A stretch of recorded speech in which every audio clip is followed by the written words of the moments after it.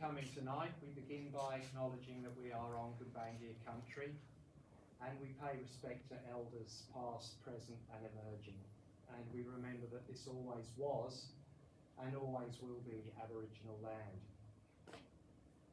My name is Tim Cadman, Dr. Tim Cadman. I've been asked by Friends of Tuckers Nob to make a presentation tonight on the status of logging in Tuckers Nob State Forest, situated on the mid-north coast of New South Wales.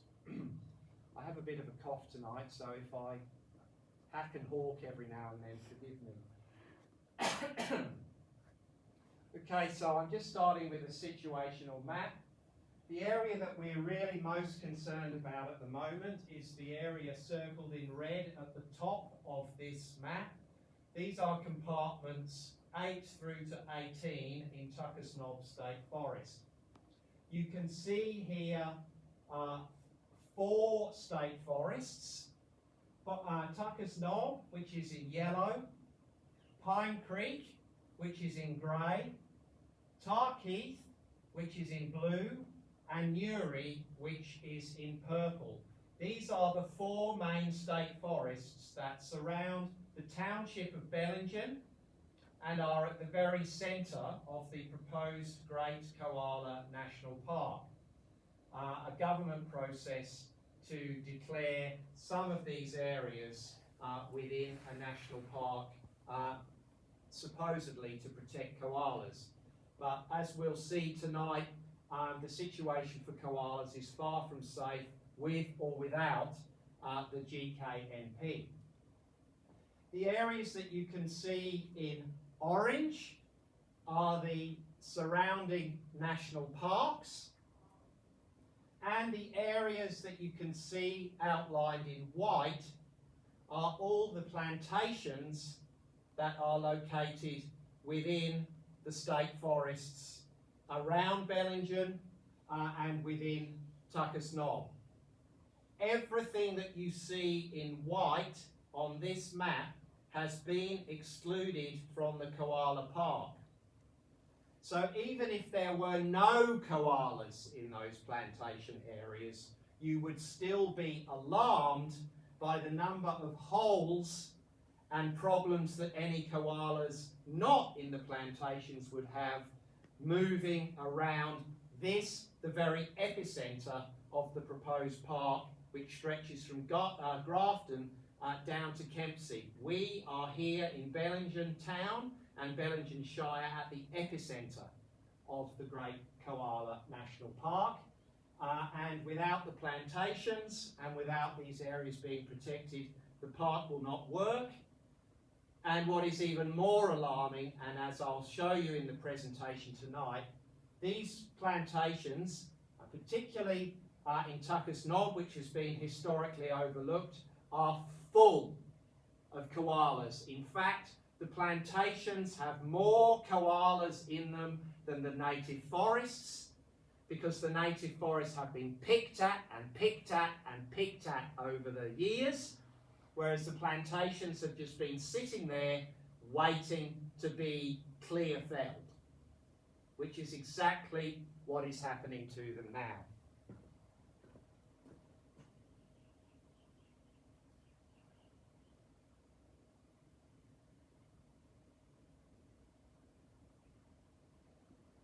So this is the central area of Tuckers Nob in 2017.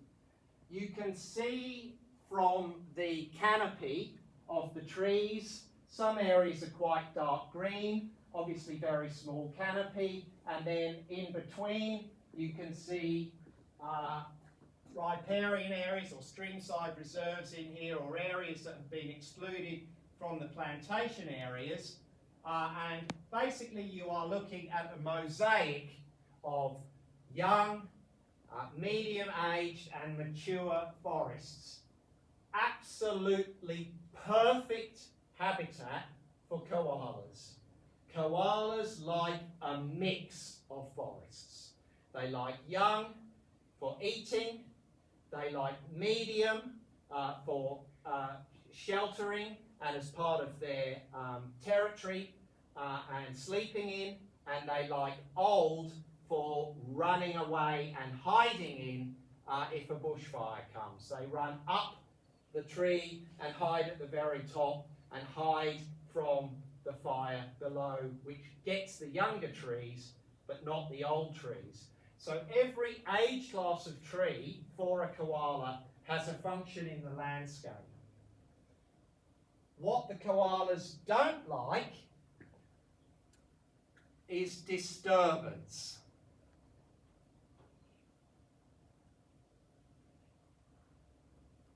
So you will hear a lot of forestry people say, oh, koalas and forestry can coexist.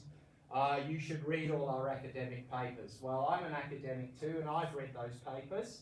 And what I can tell you about those papers is they all say the same thing in different forms, and that is koalas exist in forests on the basis of the frequency, the intensity, and the extent of forestry operations. The more frequent they are, the more intense they are, and the more extensive they are, the less the koalas like that forest.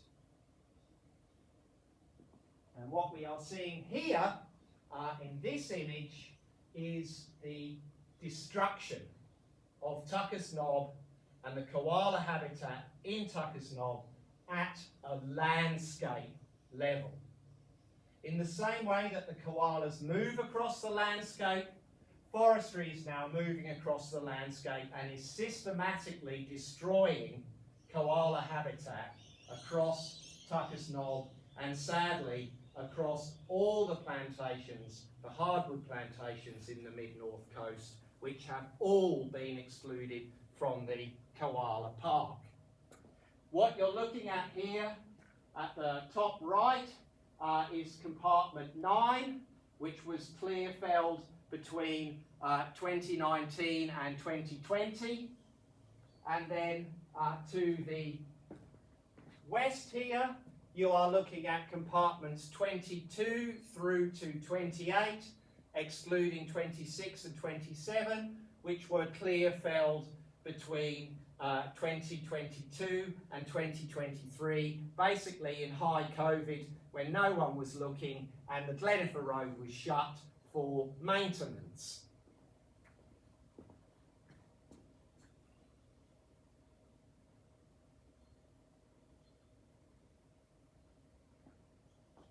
So this is Tuckers Nob compartments 26 and 27.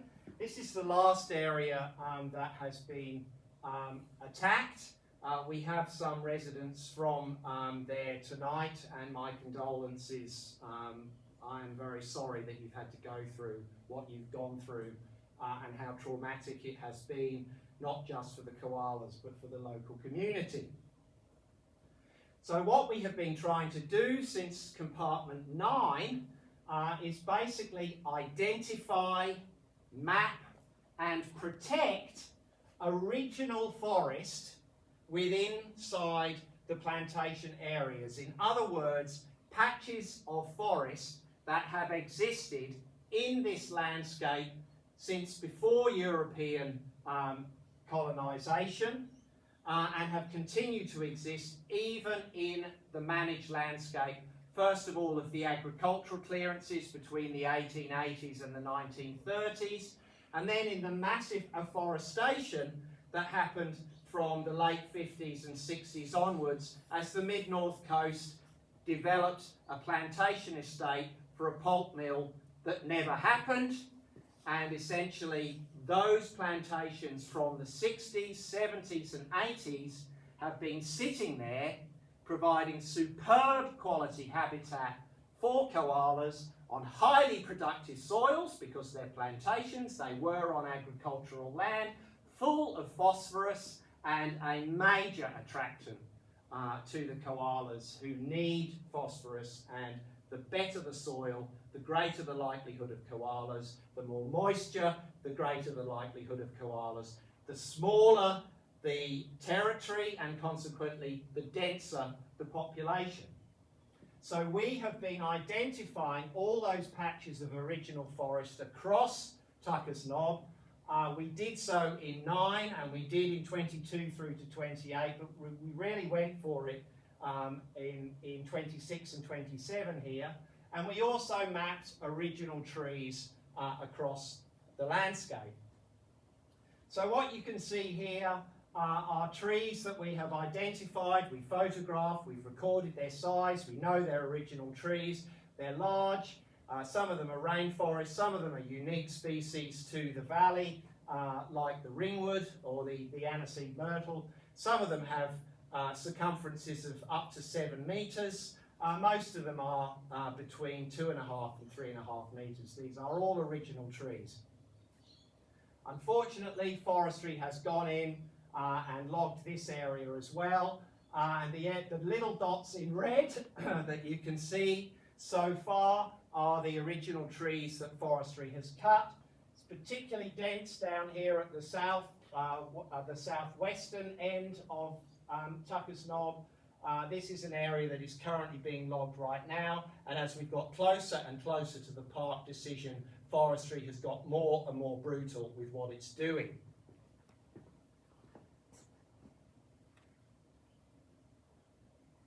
And so this is the latest aerial imagery from just before Christmas. To the north, the area there that's quite brown up here in the east, that's recent clearfell, so that was clearfelled a couple of months before Christmas.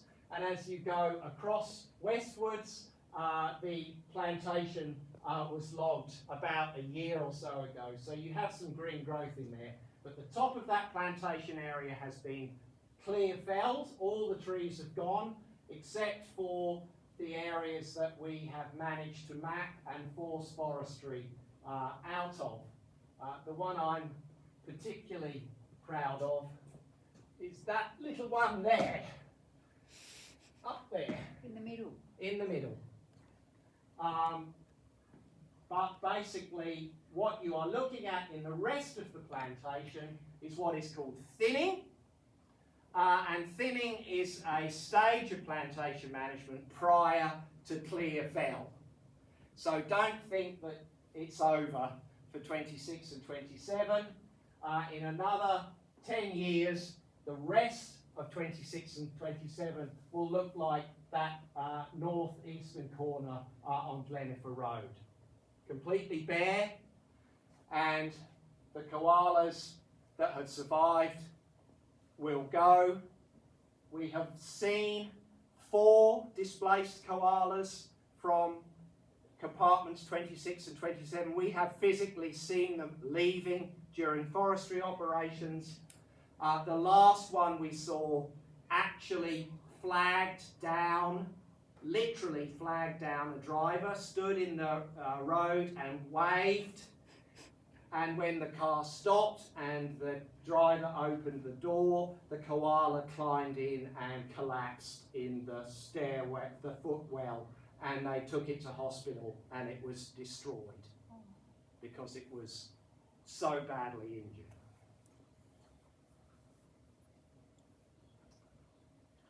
So what I want to do now is move on and talk about what is planned for the north now, or the central north of Tuckers Nob in compartments 8 through to 18.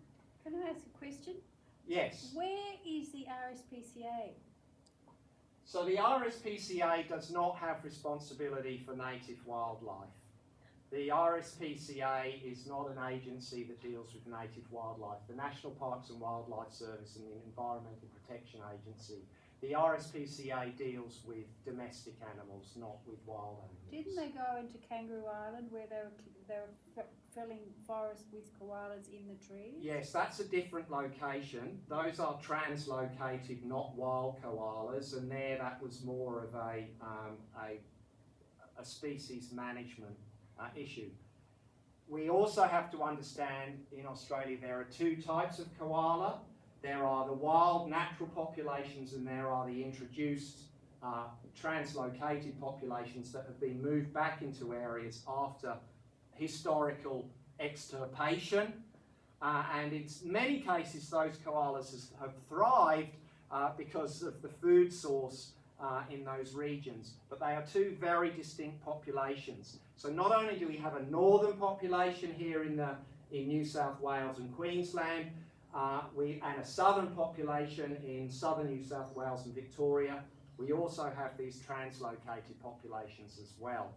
But in answer to your fundamental question, which I think is what you're asking, is who is looking after these koalas? Well, the citizenry is, and the citizenry is ringing up WIRES, the Wildlife Information Rescue Service, and they are coming and they are basically triaging the massacre that is occurring here in Tuckers Nob and across our hardwood plantations in the mid-north coast. And that is what is about to happen here in compartments 8 to 18. But what I want to do is go through a report that I have undertaken, but it is not just me. This is with the support of my academic colleagues in the Koala History and Sustainability Research Cluster. We're a national research group. You can see there's quite a few professors and doctors and associate professors as part of this endeavour, but also with the support of local citizen scientists who've been out with me with the work in the field, some of whom are also here tonight and who I must acknowledge with thanks. But I just want to go through and show you just how incredibly important Tuckers Nob compartments 8 through to 18 are for the koalas. It is my contention that compartments 12 and 10 have some of the densest koala populations in the entire eastern seaboard, and they are in the plantations. And if we do not wake up and address this issue, we will not only lose the koalas and lose the forests, we will lose Bellingen, because we will be surrounded by monoculture plantation and we will go up like a matchstick as soon as those trees get to be 10 years old. So we really have to maintain these forests. So just to quickly go through the method, here you can see on the right hand side a range of historical photographs. In the far left is the area that I want to take you in detail down in the bottom here in 1964 and then in 1974, and you can see how we delineate the areas of original forest from the photography, and then we go and check them in the field. So up in the top left here is a more recent photograph, and interestingly, forestry through enormous pressure has finally started to map some of these areas of remnant forest, but they are calling them indicative higher remnant potential. So they are admitting that they're there, but they are still not actually dealing with the fact that we need to not be logging these areas. But basically, we go in with mapping software, field devices on an iPad, and we track and go to the canopy that you can see in the black and white photography, and we go there and we check the trees and we take photographs in there. In this bottom left-hand picture, all the red dots are the dots of trees that are still endangered within the plantation area. The yellow dots are the trees that we saved and forced forestry out of, and then in compensation, the blue dots are the areas that forestry annexed in order to offset the areas that we got protected. So they are basically moving across the landscape with total control, annexing forest here, declaring native forest plantation there, and basically they are a complete law unto themselves until we come along and prove that those trees are there, because then they can't cut them because they're not plantation trees. The other thing that we have been doing as we've been looking under the base of each of those trees is looking for poo, particularly looking for koala scats. This was our first sighting of koala scats in Tuckers Nob. This is in compartment 10. You can't see it in this picture, but we use the same method of mapping and marking and getting the coordinates and photographing and recording the scats as we went along. And then really, which is great, with the support of Rippercore, which is a aerial drone company, with funding from WWF, we have started doing flyovers with thermal cameras at night to find koalas within compartments 8 to 18, and this is how much of the area we have surveyed to date, and I'll just go through that imagery now. So the areas delineated in red are the patches of plantation that we have systematically checked for original forest and koalas. On the left is compartment 8. These are the patches of original forest in compartment 8 of the original trees. No koalas in compartment 8, which is very interesting because with the exception of this patch of plantation and another one to the west of it, in total less than 10 hectares, the rest of that plantation was clear felled in 2016. There were 5 koala records in there prior to 2016. We found no koalas when we did the flyover in just before Christmas. On the right is that other area that I showed you previously with the photography from earlier, from the 1960s. We've gone in there and mapped, and you can see literally how many hundreds of trees we have identified. This is compartment 12 to the north, the same. So in compartment 10, I think there's about 3.5 hectares of original forest inside that little 11 hectares. Inside compartment 12 here, there's about 2.5 hectares of original forest inside that 11 hectares of plantation. And again, very high numbers of original trees. So we know that these forests, these plantations, are full of viable, suitable habitat for koalas. And then the last area to the left is on Timboon Road, that some of you might know. It's just a small area that we've gone into, but again, we have found original forest in there. And then the results of the drone survey. You can see in compartment 12 to the north there, there are 4 pins, so 4 scat records, and about, if I remember correctly, 7 aerial sightings from our nighttime drone work, and we picked up 2 koalas while we were flying into the survey area. That's why there's 2 little red dots outside 12. And then again here in 10 and 18, you can see that there are a lot of koalas in these areas. I think we've got about 13 records in compartments 10 and 18, and 2 scat records as well. So just to emphasise again, as I said, here is compartment 8 with the koala records before logging, no koala subsequently. This is compartment 10 with that large area in the middle that you saw that I surveyed from the 1960s, the forest from the 1960s. Here are all the scat records, KS1, KS2, and all the koala records.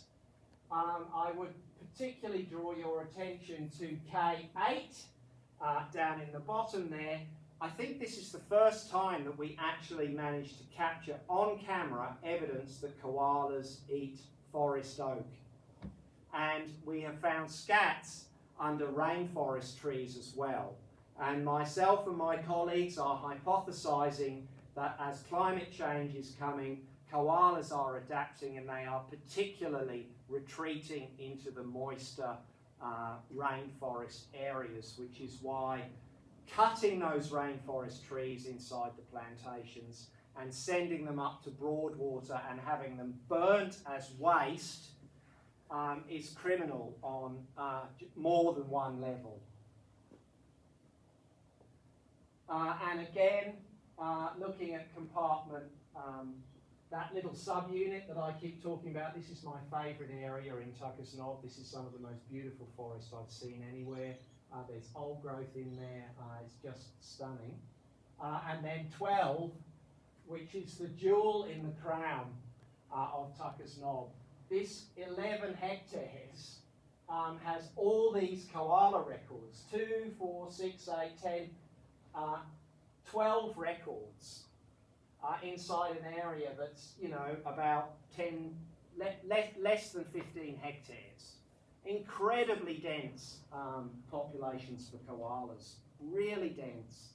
Up in the higher elevation forests, you might talk as much as 50 hectares as a range for a koala. Down here in compartment 12, you're talking about 2 hectares as a range for a koala. Incredibly dense. And again, interestingly, in 18, which has seen a lot more recent logging, lower numbers. But again, the koalas are kind of hanging out on the edge of the surviving original forest, on the margins, as I say. They like young forest, they move across young forest. And the forests of Tuckers Nob are in good conditions, they're relatively lantana free, and the koalas move about them quite happily, but they cannot move about them once they become obliterated with clear felling. And so basically what myself and my colleagues have done is created a list of areas that we believe should be under moratorium. We've listed all the koalas. We've identified just how much of that high-value koala habitat has been logged by forestry since 2021. Over 2,500 hectares of the highest value koala habitat within the footprint, but excluded from the Great Koala National Park, has been clear felled since 2021. There are 2,500 hectares left. 1,500, that's the one in red, including Tuckers Nob, Pine Creek, etc., are all on the schedule to be logged, and only the little green bits are not yet on the schedule, and you can see just how much of that survives in Tuckers Nob, and that is right next door to the World Heritage Area. So we are endangering World Heritage, we are endangering the koalas, and we are really suffering as a community from this logging, which is why this list of areas that must go into moratorium were sent to the government last week. And I'll just wrap up now with the final doomsday scenario, just to get you feeling in the mood. And you can see in this map the area in light yellow with the higher remnant tree potential. In the middle, those are our polygons. We've identified that. Forestry's put it in, but forestry has got it in a clear fell zone, clear fell stage 1. The medium yellow is also clear fall. The dark yellow is clear fall. And then in the most weasel of words that I have ever seen, the areas that were previously streamside reserves have been converted into plantation land by forestry conceptually, and it's now called delayed thinning. So areas of original forest inside those locations are being called delayed thinning. So essentially that's where we're at, and if you want to join us, you're very welcome. Thank you everybody, that's the end of the formal presentation.